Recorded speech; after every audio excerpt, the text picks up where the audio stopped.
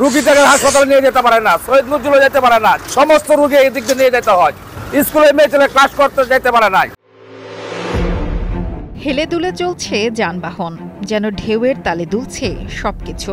তবু ঝুঁকি নিয়েই চলাচল করছে স্কুলগামী শিক্ষার্থী, যাত্রী ও পথচারীরা। ভোগান্তির এই যাত্রায় অনেক সময় ঘটছে দুর্ঘটনা, প্রাণ হারাচ্ছেন সাধারণ মানুষ। এই সড়ক দিয়ে চলাচল করতে গিয়ে উল্টে পড়ছে যানবাহন, প্রায় ঘটছে ছোট বড় দুর্ঘটনা।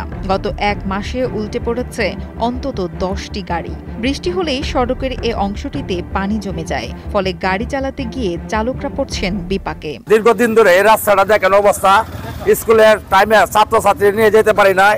কালকে আগামীকালকে আমি নিজে আমার মেয়েকে নিয়ে আমি নিজে পড়ে গেছি, হাত পা ব্যথা পাইছে।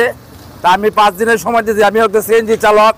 5 দিন পরে রাস্তাটা ঠিক মেরামত না করা হয়, সমস্ত সিএনজি 200-250 সিএনজি রুট ব্যারিকেড করে তুলে দিব আমরা। এলাকাবাসীর কাছে এই সড়ক এখন একটি আতঙ্কের নাম। তারা বলছেন সড়কটি মাজা ভাঙার দশা। মাসের পর মাস পেরিয়ে গেলেও এই অবস্থা থেকে নিস্তার পাচ্ছেন না। এটা আসলে চলাচলের উপযোগী না।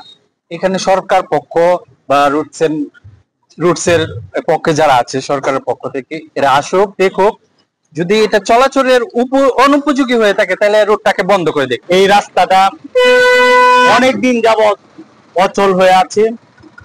স্কুল কলেজের ছাত্ররা এদিকে যাইতে পারে না।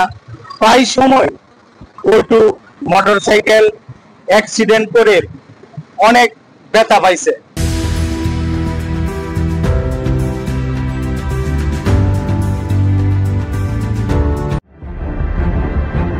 চামড়া বন্দর হয়ে হাওর এলাকার মানুষের কিশোরগঞ্জ জেলা সদরের সঙ্গে যোগাযোগের রাস্তা হওয়ায় কয়েক লাখ লোক প্রতিদিন দুর্ভোগকে সঙ্গী করে এই সড়ক দিয়ে চলাচল করছে।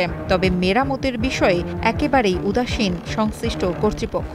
প্রায় বোধহয় 1-1.5 বছর 2 বছর যাবতে এইভাবে চলছে রোডের এই অ্যাক্সিডেন্ট দুর্ঘটনা। এই অত্র এলাকার মানুষও তো দেখতে পারে, এই গাড়ি উল্টে যায়, অটো বড় গাড়ি ছোট গাড়ি সকলেই উল্টিতেছে, মাথা বাড়তেছে, হাত ভাঙতেছে, পাও ভাঙতেছে, যেই নিয়ে পড়তেছে লোকজন। এইসব লোক তো হলো আপনার যে গাফিলতির কারণে এইসব হচ্ছে আর কি। কিশোরগঞ্জ সড়ক ও জনপদ বিভাগের নির্বাহী প্রকৌশলী শাকিল মোহাম্মদ ফয়সাল বলেন, পানির আউটলেটগুলো বিভিন্ন জায়গায় বন্ধ হয়ে গেছে। আমরা পৌরসভার সহযোগিতা চেয়েছি এবং নিজেরাও চেষ্টা করছি পানিটা বের করে দিতে। কিশোরগঞ্জ, করিমগঞ্জ, চামড়াঘাট জেলা মহাসড়ক যথাযথ মান উন্নীতকরণ প্রকল্পের কার্যক্রম বর্তমান চলমান রয়েছে।